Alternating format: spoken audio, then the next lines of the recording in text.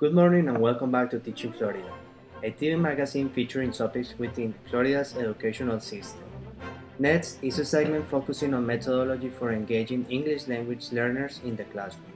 Now, we'll go to our correspondent Natalie Lopez, who is going to give us an inside look at this interdisciplinary strategy. Hello, I'm here with Amanda Gonzalez, the music director at Pineapple Tree Middle School. Good morning, Amanda. Good morning, Natalie. Amanda has come up with a new approach for connecting literacy with lyric writing in the music classroom. How did you come up with this concept?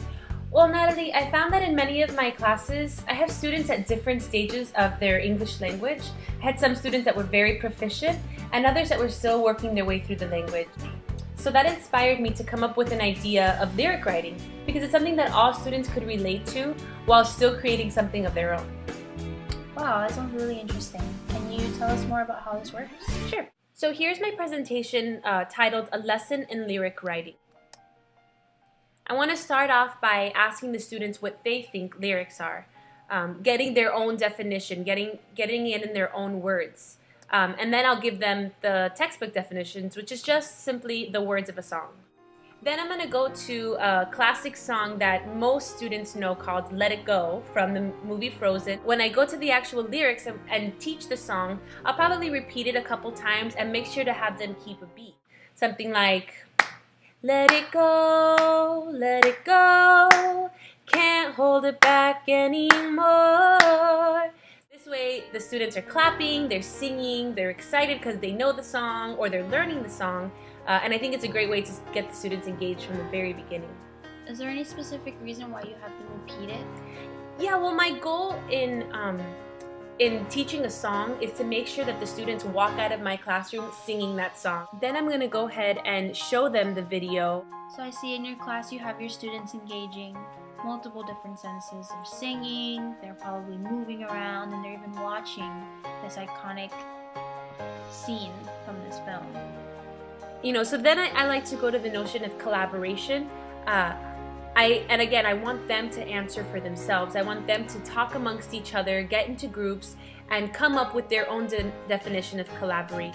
Going along with the idea of teamwork and coming together, your idea and my idea becoming one. And then presenting that, the composer and lyricist for Let It Go is Kristen Lopez and Robert Lopez. So you have the students working in groups at this point. Is there any reasoning behind that? Well, I think for those students that may struggle with the English language or don't feel too confident in it, getting them to get in a discussion, I think, helps them to open up more. So the next part becomes very personal for the students because they're going to collaborate with Kristen Lopez and her music. And I think this is a great notion for them because it makes them feel like they're a part of this song, they're a part of the music, they're part of even the movie because they're working with this great, music writer, but they're putting in their own lyrics. The next portion is for them to take out a sheet of paper and we're going to go through the lyrics, counting the syllables in the song. That's very interactive. Next, I go on to the concept of rhyming, which is a great literacy concept for them to grasp and now for them to use.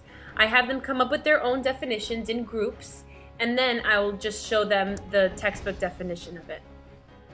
Then I ask them to find the rhyming words within this song. Anymore and the door, and then there's say and anyway.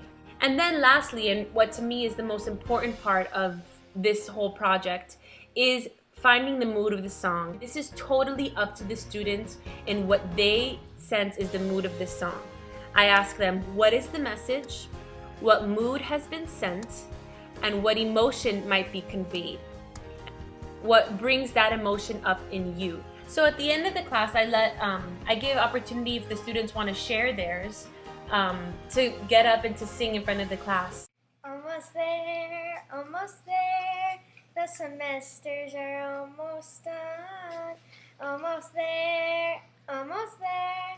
Can't wait for summer fun. 3 more weeks till we're out of here. Let the test rage on. For now, graduation is almost near. So this method of teaching engages students in a variety of ways. What's really great about this method is that it requires a lot of thinking and making connections. which makes it a great activity that can be adapted to other content areas. I want to thank all of you for tuning in to Teaching Florida, and we'll be back next week.